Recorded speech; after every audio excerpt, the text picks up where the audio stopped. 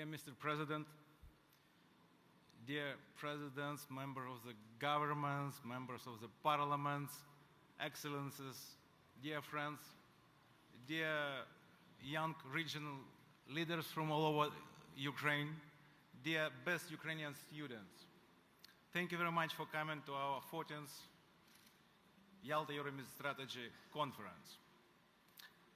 Really, this is a new world, and nobody knows the rules of this new world. As our tradition, I want to use contemporary art to show vividly how new this world is. Look to this great diptych of one of the most important artists of our days, Andreas Gursky. Andreas made this diptych in 2007, exactly 10 years ago. The title of this piece, Pyongyang 2. This is mass performance in the North Korean stadium with a very simple message. Doves and pistols. We are peaceful, but we can protect ourselves. And today, no chances for doves and no chances for pistols. If Andreas Gursky will try to make such a piece today, we will see image of intercontinental ballistic missile with a nuclear warhead. With the benefit of hindsight, we know we needed to solve this problem then. And solution from 10 years ago doesn't work today in the new world. What will work for Ukraine in this new world? My answer is Yalta European Strategy. We created YES in 2004 to connect Ukraine to Europe and to the world. I think our name, Yalta European Strategy, contains what Ukraine and Europe need. Ukraine needs European strategy, how to turn our European commitment into real action and transform our country. By the way, Europe also needs European strategy in this new world. Secondly, we need Yalta strategy, a strategy to reestablish in Europe the rule of international law by reestablishing Ukrainian territorial integrity, by returning Crimea and Donbass. At the end of main Jewish holiday, Yom Kippur, Jews say, next year in Yerushalayim. This tradition comes from time when Jews didn't have their own state, and they didn't know when they would return to Yerushalayim, but they never lost their belief. And we will keep our name, Yalta European Strategy. I'm not sure when Crimea will return to Ukraine, but I think it will not happen next year, but we all hope that it will happen soon, and we will hold our conference in Yalta again.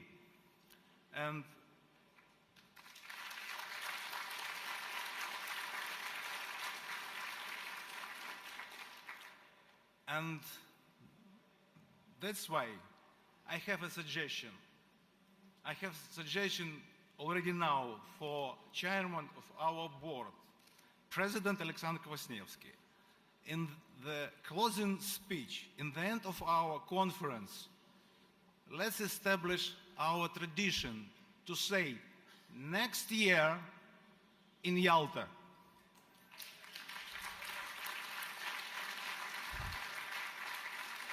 And meanwhile, let's try to find pragmatic way how to get there in the world as it is. Thank you very much. Mr. President, thank you very much. You accepted our invitation to deliver opening speech.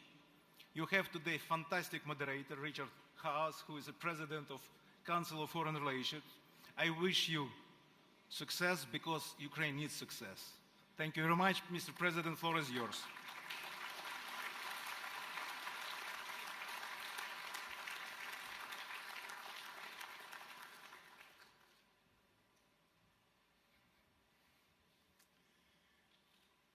Dear Presidents, Your Excellencies, dear guests, ladies and gentlemen, what was a great film.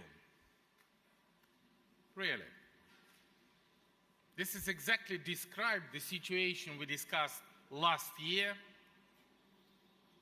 and the situation how it appeared now. For me, it's a great honor to open the 14th Yalta European Strategy meeting. And first, I would like to congratulate all of you with the International Day of Democracy, which is one of the fundamental values of the free world.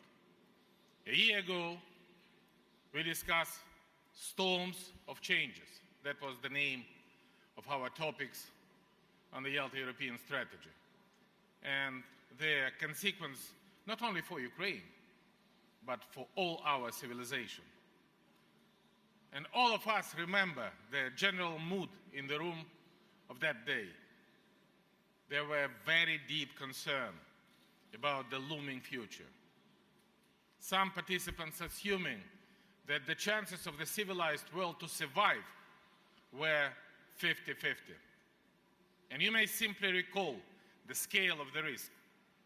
Election in France and Netherlands, United States presidential election, Brexit, ongoing Russian aggression in Donbass and Crimea, burning conflict in the Middle East, escalation of the terrorism, populism, which sometimes is the same dangerous as the terrorism, and ultra-right extremism, large-scale information campaign against free world, and attempts to impose alternative values.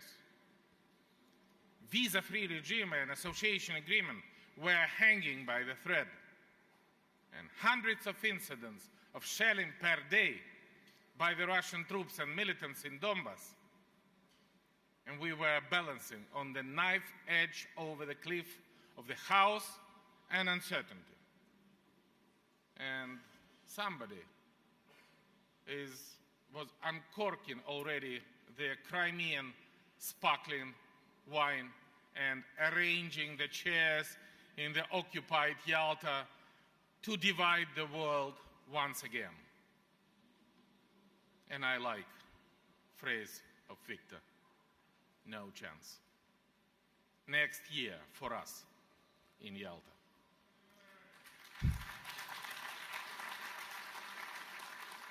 Why? Because we resisted. What does not kill you, make you stronger. This word of Friedrich Nietzsche, to my mind, fully reflects the essence of the current events in the geopolitics. We are already living in the new world. I think we are not yet there. Could we go back to calm and stable as we were assumed world order? No, we could not. If anybody thinks that when the war finally comes to the end in Ukraine, God let it be so, everything will be as it is used to be, then he is absolutely wrong. You cannot bring tens of thousands of dead Ukrainians back to life. You cannot stick together the broken contracts. And dozens, unfortunately, of Budapest memoranda provide less security than one nuclear charge. We are facing a new political reality. And dear friends, the future world order depends exclusively on us. It depends on our firm, consistent, and uncompromising response to those who want to send the world back to the Middle Ages. And I believe that the revolution of dignity has become a wake-up call for the democratic world. The Kremlin intentionally tried to fool the Western democracies, invisibly but consistently destroying from inside. The hybrid war against the West was already there when Putin was gladly welcoming the world capitals at the G8 summit, and contracts for billions were signed with him. Everybody considered that if you feed the beast, it will not eat you. Few took into account that the purpose of that money was not well-being of ordinary Russian or reclaiming the endless but unpopulated Russian territories, but were used to build the modern aggressive army. It seemed that everything was going according to the mean plan of the Kremlin. And it was planned when, under the rule of bribed and intimidated Yanukovych, Ukraine rejected association with the European Union and was turning back to the sphere of influence of Russia. And dozens of populist parties brought up by the Kremlin were almost ready for the triumphant marches throughout Europe. With the first bell from the Kremlin, they were ready to launch scenario of the EU and NATO breakup. The military machine built by Russia on the western border is already capable, if tasked, to implement any barbaric aggressive plan of the Kremlin. But the revolution of dignity spoiled this plan. The Kremlin wasn't yet ready for the full-scale hybrid offensive against Europe. It needed a few more years to prepare and then act decisively. The Euromaidan pushed Russia to the false start and messed up its card. For Russia, we all should understand Ukraine is not just a part of the past empire. It is a symbol. It is an integral part of the imperial grandeur that the Kremlin cannot imagine this empire without. It is, as Victor said, our Jerusalem. Sorry, not Victor said, but Patriarch Kirill claimed. And that is why Putin had to go all in, tear off mask and show his true predatory face to the whole entire world. Unfortunately, this is a situation neither neutrally nor non-bloc status help Ukraine. Now it is clear that these ideas were merely fairy tales used by the aggressor to neutralize its potential victim. The Budapest Memorandum security guarantees doesn't help either. The occupation of the Crimea, the invasion of Donbass, downing of the Malaysian Boeing, endless cyber attacks against Ukraine and the whole world, attempts to influence the voting in the number of Western countries. The Kremlin started its hybrid offensive on the democratic world, started its war for its own world order. The world order, which is based on the rule of strength and the will of Tsar, not to the rule of law and will of the people. And history teaches us that the Russia cannot be trusted under any circumstances. With Moscow, one should always be prepared for the worst. And we cannot hear it from the tens of thousands of Crimean Tatars and Ukrainians who are persecuted in the Crimea and the Donbass. Hundreds of them were perished at the hands of the killers and tortures only for Ukrainian language, Ukrainian flag, or Ukrainian passport. Unfortunately, the Kremlin keeps on refusing to recognize the crimes. Therefore, we must preserve unity and solidarity. Sanctions against Russia must be enforced until full implementation of Minsk Agreement and restoring the sovereignty of Ukraine over the Crimea and Donbass. And I would like to thank the United States for its leadership in strengthening the sanction against the aggressor. The price for aggressor must keep rising, and it must be unbeatably hard to keep what is unlawfully taken or, more bluntly, cynically stolen. Regarding the Crimea, we are being advised to put it off, to freeze it, or simply to forget it. Only short-sighted politicians could give such an advice. Those who forget that today's battle of the world order has started with the occupation of the Crimea. And almost 2 years ago, I put forward the initiative to establish an international mechanism for restoring Ukrainian sovereignty over the Crimea. We are talking about the gradual, peaceful pushing Russia out of the Crimea. And our allies on this part are instruments of the international law sanction, international courts and arbitrage. International platforms are very effective mechanism and monitoring mechanism, starting with the United Nations and finishing with UNESCO.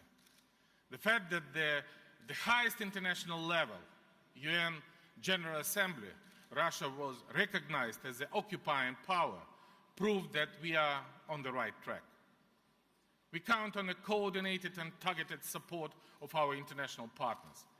And today I would like to suggest the idea of creating the International Group of Friends of the Occupation of Crimea to coordinate common steps in action. And I plan to discuss this initiative in details in New York at the UN General Assembly. Dear friends, ladies and gentlemen, representative of the free world has entered on the path of the struggle for the new world order. And our success or our failure will determine that this world will be what Europe will be and what Ukraine will be. It cannot be a world of democracy if we lose the battle. Or it would be the world of democracy, sustainable development and prosperity.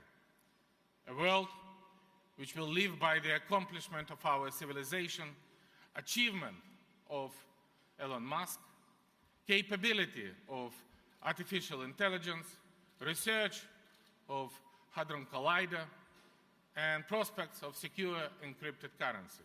Or it can be the world that lives in the constant threat of nuclear war, arms race, hybrid aggression, and information sabotage.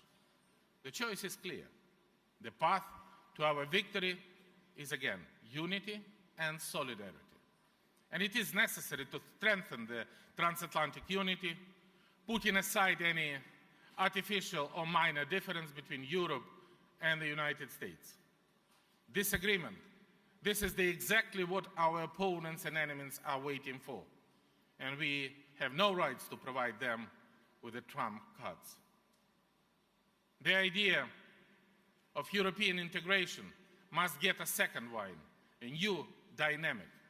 And I share the vision for the further development of the European Union with my close friend, Jean-Claude Juncker, President of the European Commission, which is outlined in his State of the Union 2017, addressed on 13th of September. The suggested roadmap for the more united, stronger, and more democratic union opens opportunity for the qualitatively new Europe, which is capable of responding to the global challenges of the 21st century. At the same time, I believe that the newly initiated debate on the future Europe should not be limited to the current EU member states. The candidate countries and EU-associated countries which aspire to the shared responsibility with the European Union for the new Europe should be invited to the discussion. And this will be a symbolic demonstration for their place in new Europe. The meeting of the EU leaders on future of Europe to be held in Tallinn on September 28 could be the best opportunity to engage them to the discussion. And it is dangerous to leave the European countries which strive to become part of united Europe in strategic uncertainty, despite the situation challenges faced by the European Union. And I support the statement of my Polish colleague Andrzej Duda that the rejection of the open door policy would be a big mistake for the European project. This would send a signal to Russia that the revenge is still possible. And the EU, by rejecting European aspiration of its neighbor, will send a signal about accepting Russia's so-called special interest in the region. It would become a bad signal for the European nation and deep disappointment, and would mean a loss of confidence in the future, the lack of guarantees that the path toward democracy, freedom, and welfare is irreversible. I urge the West to make an important strategic decision that will fundamentally affect further development of Ukraine in the new world. Ukraine has become de facto a border of united Europe.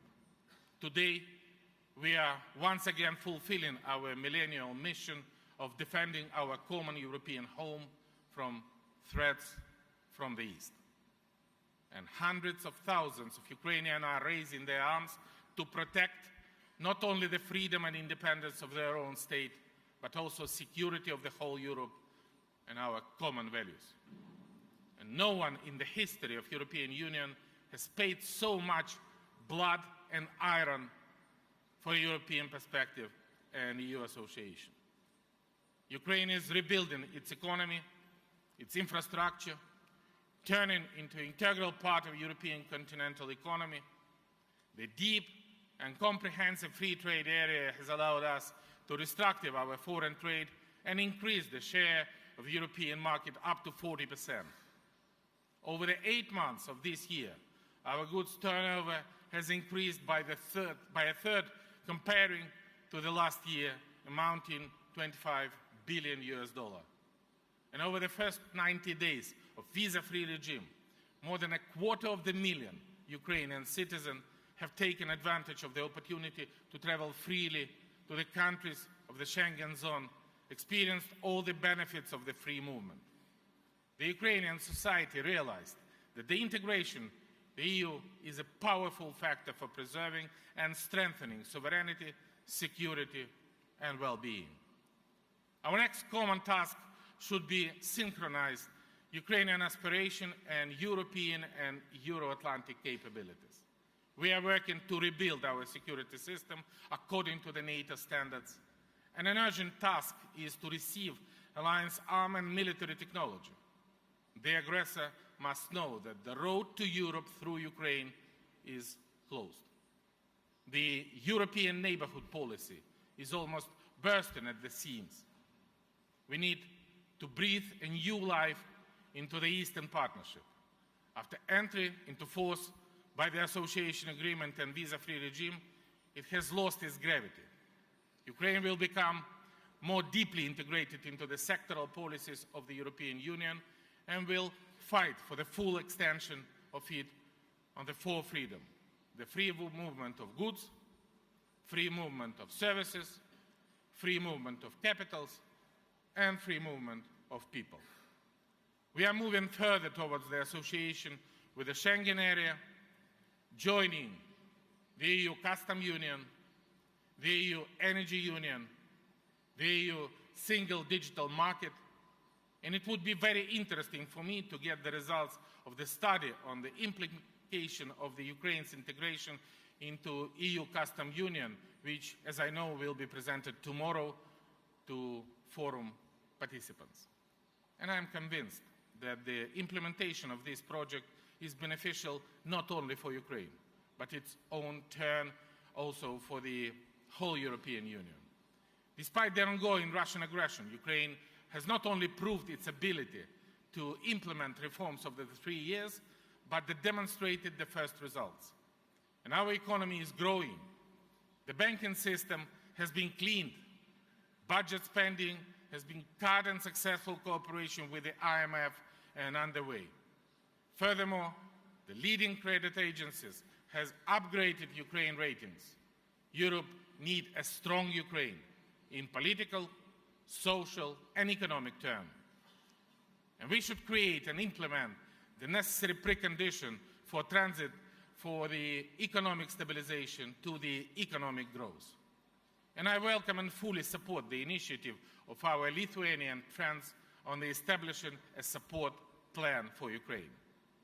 my dear friends, Ukraine has regained its own place and vocation in the new world. And our historic place is in the united European family and the transatlantic Western Alliance. And our vocation is to become an eastern border of the European civilization and a contributor to the European and international security, an engine for the continental economy.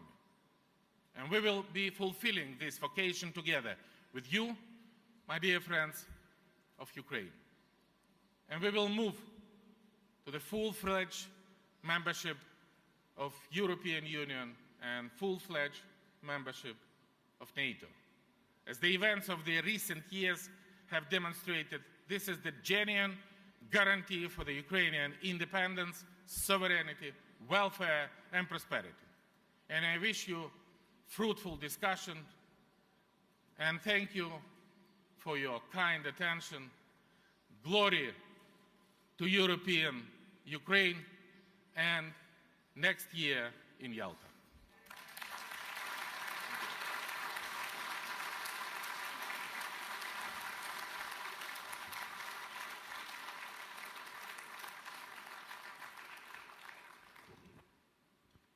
Well, thank you, Mr. President.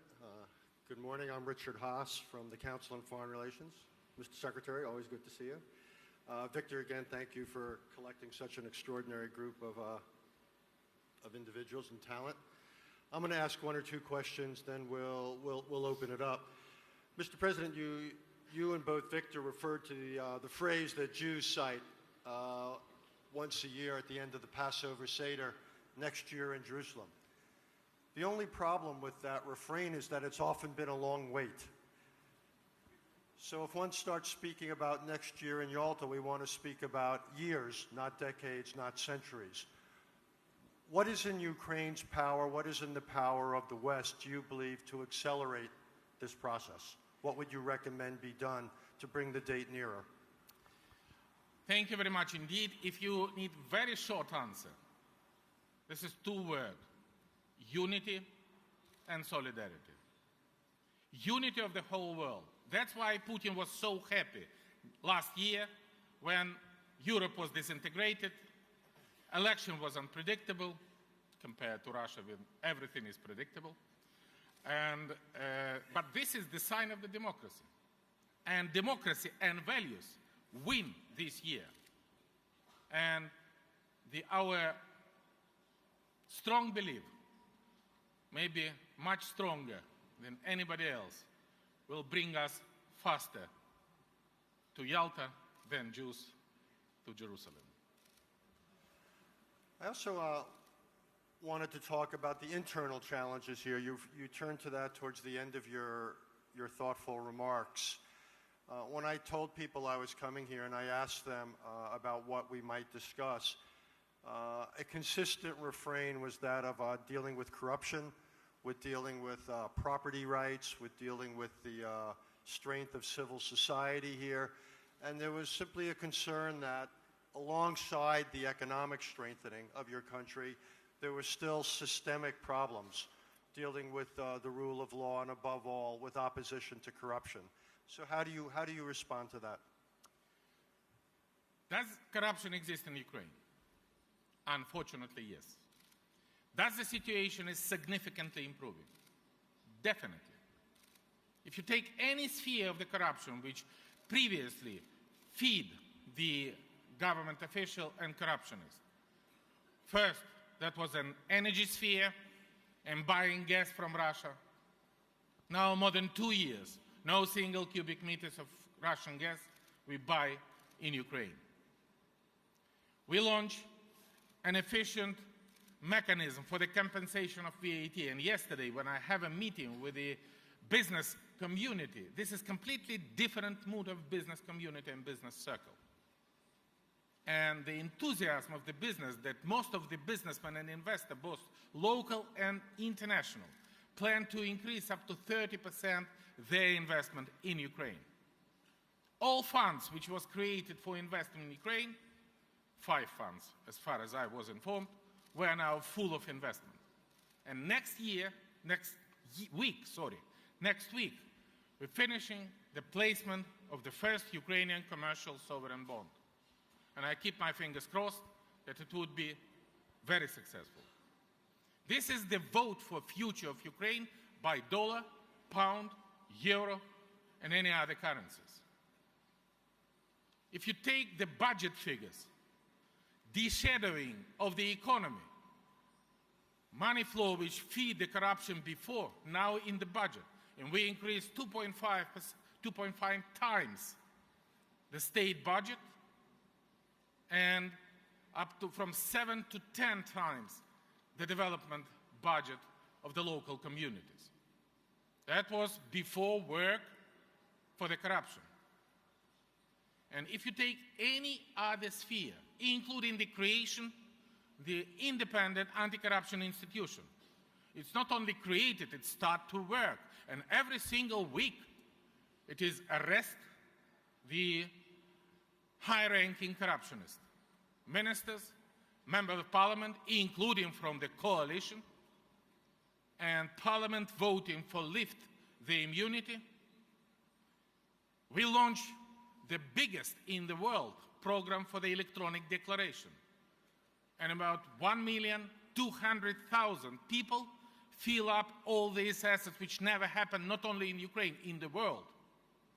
And you should explain where from you take your villa, plane, cars, or even expensive book or watch. We, next week, I hope, will finish the most ambitious judicial reform, presenting to the society and to the whole world absolutely new Supreme Court. And it happened not in years, and even not in months. It happened in days. And it demands a constitutional reform which nobody believes. We do that. And our program for this year is very ambitious. Education reform, which was voted last week, very ambitious and very efficient.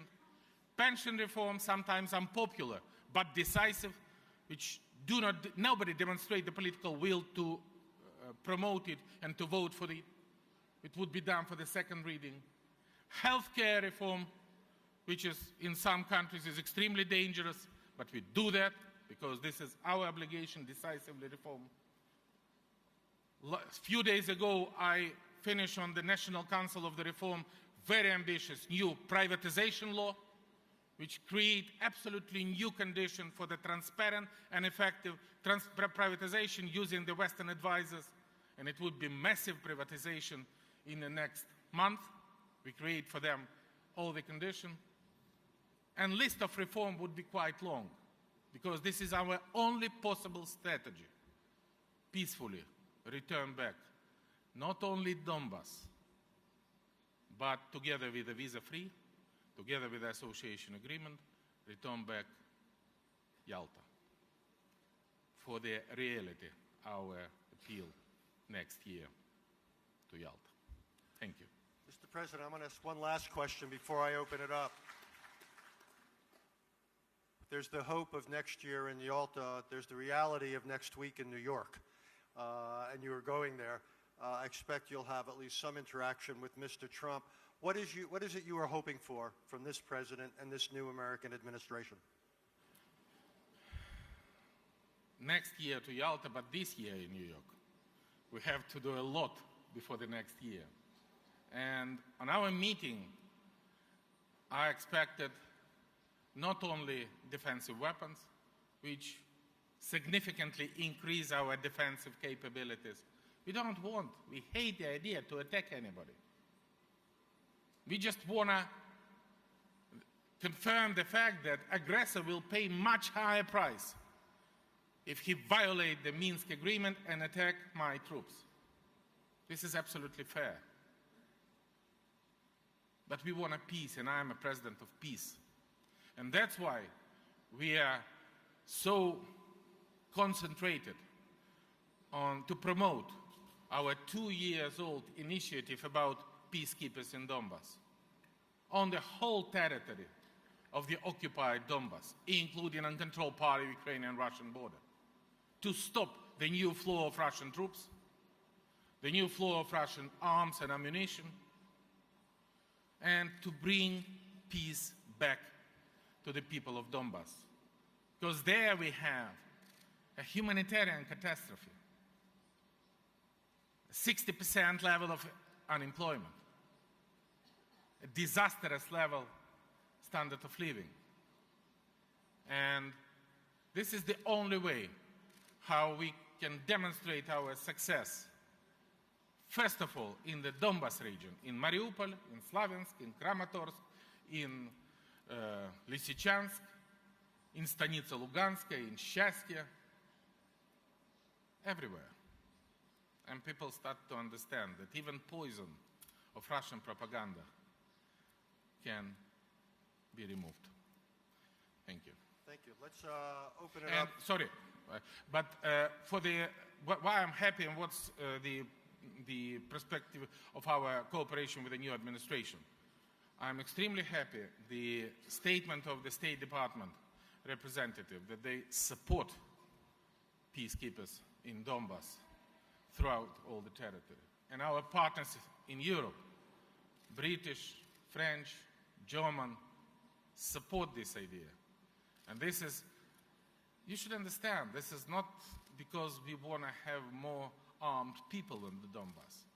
This is the absolutely necessary component to the roadmap of the Minsk agreement. Because what was the problem of Minsk agreement? Russia do not have a plan to implement it. Very simple. And we don't have any guarantee from nowhere that Russia will keep their words.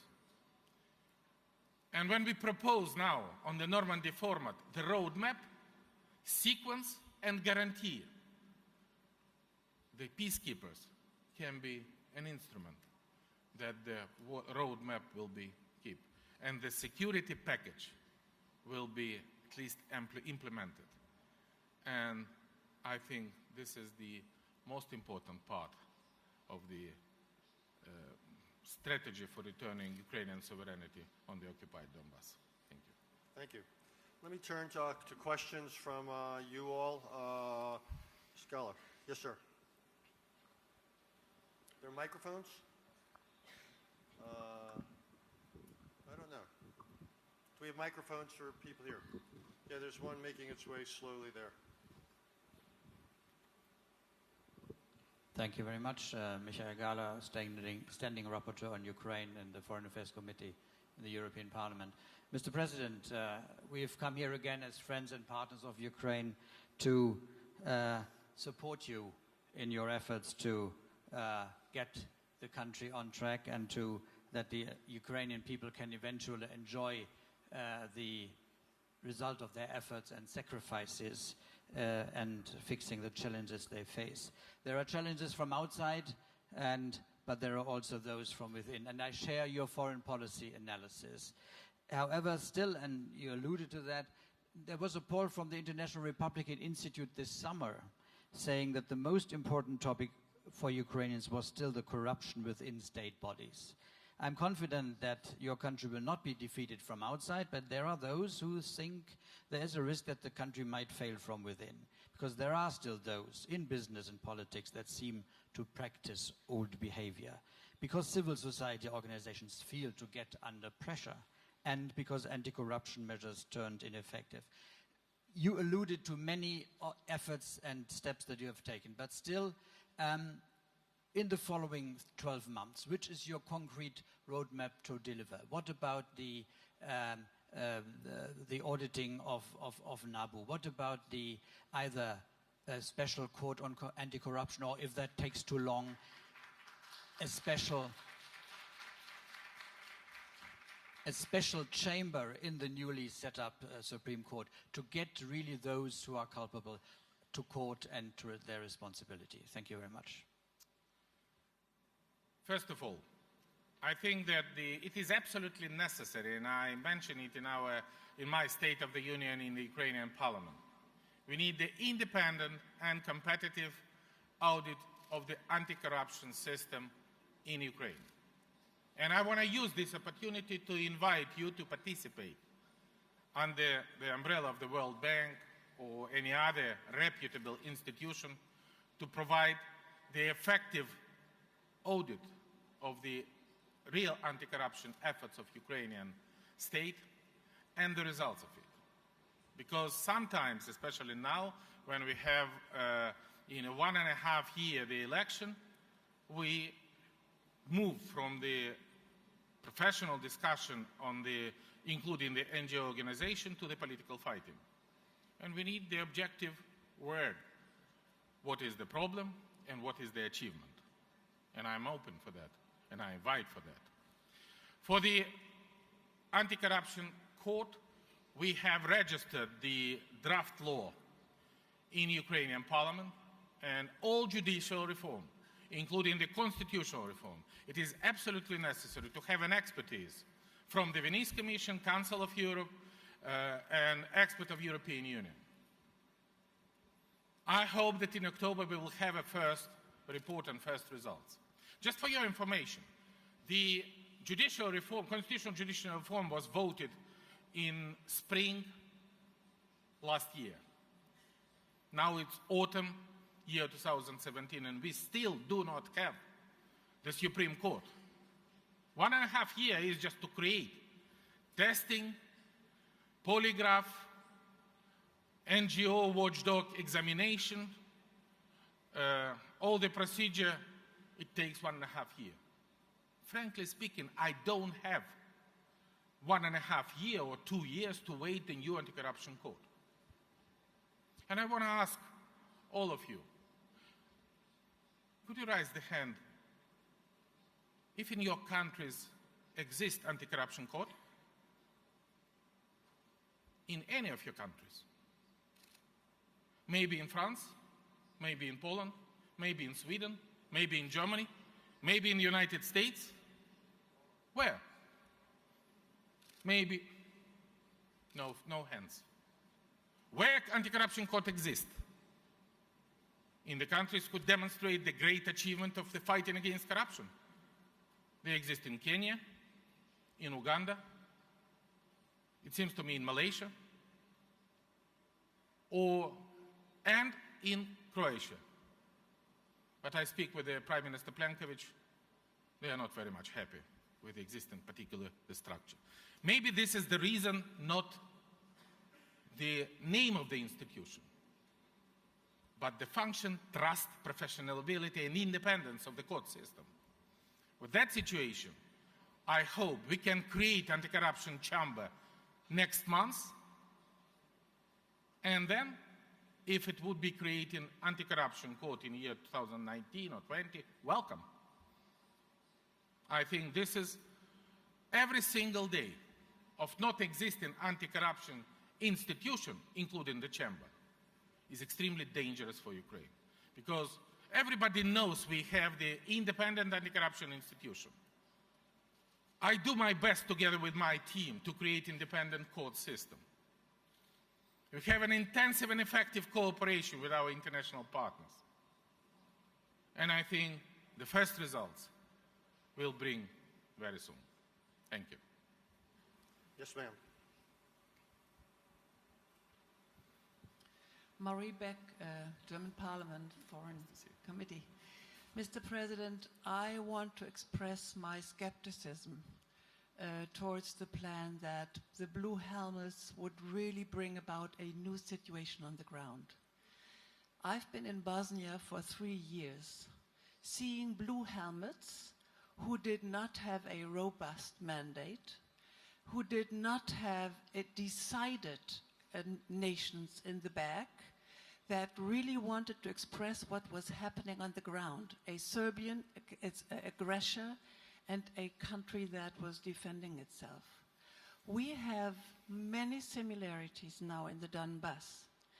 If you look at the German public and politics, they talk about a conflict where the two conflict partners have to return to the negotiating table, which means there is no clear language about what is really happening on the ground. And if we don't have a real idea that Kremlin wants to negotiate and wants Donbass to get back under Ukrainian sovereignty, the blue helmets will be just as weak as the OSCE is now. They will not have a different quality than OSCE. And I think our analysis why OSCE is not forceful is because Kremlin does not want a successful Ukraine. So I think if we don't have a clear analysis before, they will be just as weak. And again, Putin and Kremlin will have kept the international community busy for several years negotiating on something that doesn't work. May I make one last remark? If Putin really would be honest, the litmus test would be that robust troops would start on the Ukrainian-Russian border. That would be a decision. All the other propositions, to me, sound very much like the OSCE with a UN light, and it won't make a different quality. Thank you very much indeed. Thank you very much, first of all, for you being a long-term friend of Ukraine. And I want to stress that the blue helmet is not the panacea. It is one of the instruments to bring peace to my country. As an instrument for security package. Because having the very heroic and successful observers from the Special Monitoring Mission of OSCE for 3 years, every single day, including the last 24 hours. Me, as a commander-in-chief of Ukrainian army, lost my soldiers. And this is completely unacceptable. And I cannot sit in and waiting, and my 45 million nation cannot sit in and waiting, being the hostages of waiting, does the Putin wants or don't wants to withdraw his troops from the Donbass? It should be well-coordinated mechanism, including sanction, international court, international pressure, blue helmet, and many other instruments to increase for Putin the price for the occupation. I told you that I consider blue helmet as a form of the guarantee, not of the panacea. And this is not Putin project for the blue helmet only on the touchline. This is completely unacceptable. The main purpose is that it should be stayed on the whole occupied area, including sealed storage of the arms, better that Russia take it back to Russia, and uncontrolled part of the Ukrainian-Russian border. And I assure you that if it would be stopped the flow of Russian troops and ammunition and arms, in a very short period of time, the potential of the aggression will be stopped. And another thing, this is another independent source of information evidencing how deeply Russia involved in the conflict. And maybe that would be an evidence for the future court process, which is also helpful and also existing mechanism. We cannot ignore any possibility which is now in our hands to stop the war and to bring peace and to the occupied Ukrainian Donbass. Not all instruments are the most effective, but we should use all instruments which is in our disposal, even to save one life of Ukrainian child who can be killed in the next 24 hours. Thank you. We've probably got time for one last question. Carl Bildt. Thanks, Mr. President. I do understand that sort of next year in Yalta is a catchy slogan. Next year in Donetsk, not quite as catchy, but perhaps slightly more relevant. I don't think it's going to be next year in Donetsk either, but perhaps... Carl, you should be more optimistic, please. Yeah, I've been there a number... yeah, okay, fine. But coming to same issue, how do you interpret the change that there is in the Russian position? Because previously they were against any sort of discussion or any sort of peacekeepers. Now they aim to do something that in the version that they have is completely non-starter in every single respect, but it takes the issue into the UN Security Council. And that's important in itself, because on the UN Security Council there's significant nations, no separatists there, but nations. And it's a start of a dialogue. which will be over X numbers of different versions of peacekeepers. There can be blue helmet, there can be green helmet, there can be, I don't know, orange helmet, but it needs a mandate of some sorts from the UN Security Council. So first question, how do we interpret what is a change in the Russian position? Slight or big, but a change. Secondly, have you been or are you ready to go into direct talks with Moscow about the possibilities that could be here long term? Next year in Donetsk, but start the discussions next week in New York.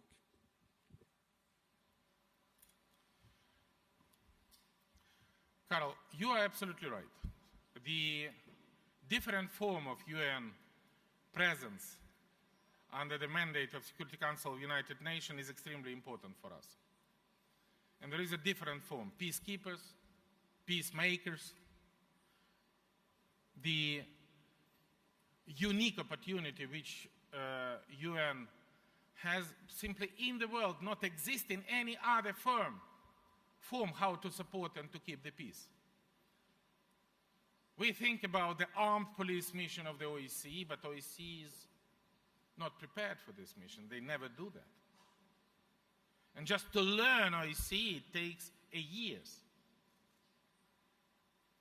We would be happy to see the mission of European Union. Does European Union are ready to present this kind of mission? Maybe. We would be happily welcome them. But the only existing security mechanisms in the world created after World War II was Security Council and peacekeeping mission. I don't know, I may be the worst interpreter of Mr. Putin. It's very difficult to find out the right words. But we see the transformation because from the very beginning, he completely denied to discuss anything like that. Then it would be armed police mission. Then it would be peacekeeping, but only on the touchline. Then definitely on the whole territory. We, step by step, going closer to the mission, including the uncontrolled part of Ukrainian-Russian border. And you're absolutely right, the dialogue is extremely important. And how about direct talks? We have a direct talks mechanism. That was created in year 2014 in Normandy, and it's called Normandy format. And I think that we don't have now any other effective mechanism.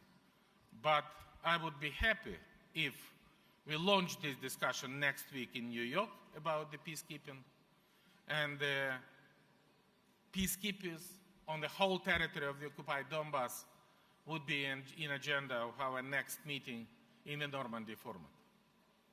Definitely that would be a progress. And I want to tell you the truth. All the time during the Normandy format, I rise up the question of the Normandy. 2 years, Carl, I was alone. That's true. Now we have absolutely promising progress in all the members, not only Putin. And even if it would be unsuccessful, even if it would be a situation like with the Malaysian Boeing Tribunal, when we put in the agenda of the Security Council of the United Nations Tribunal for investigating the terroristic attack on the Malaysian Boeing, and only Russia used a veto right. I told Putin that this is like a recognition of responsibility. It would be the same mechanism with a blue helmet, definitely.